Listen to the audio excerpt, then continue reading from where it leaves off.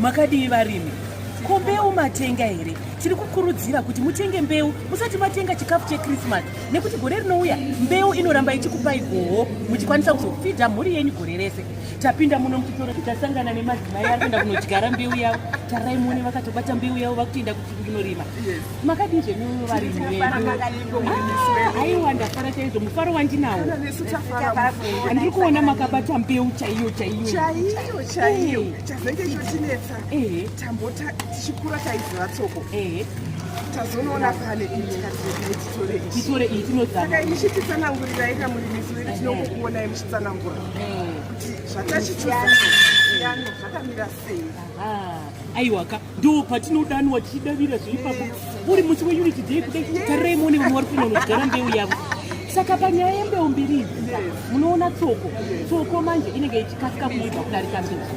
Saka tsoko yepo19 itsoko itsva. Saka pautsva ihwohwo chinhu chitsva pachinouya chine unako hwachinenge chawedzerwa kuti chipewo gore pamusoro tishinge kuzvirwere, uyezve mukacherechedza munoona kuti muguri wacho wakakura.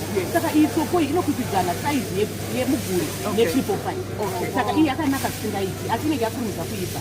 Inogona kutora about 117 kusvika ku125.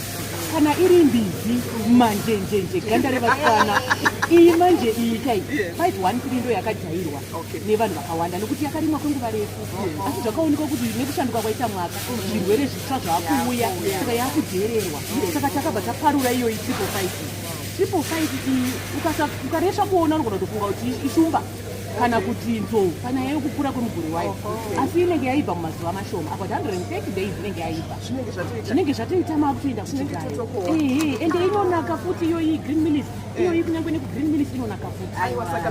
Saka ndikuonayo matenga idzi nedzimwe dziri aiwa zvakarongeka. Aiwa hatichakunonosi handiti aiwaninitibhadhara izveni. Varimi woye, chionaiwo zviri kuita vamwe. Chitengaiwo mbeu yenyu munodyara mvura ichiri kunaya sezvizvi. Musati maenda kukisimusi, musati maenda kunyuwera, modyara mbeu yenyu morima zvine pundutso, nekuti Sidco ndiwo musha wegowo guru.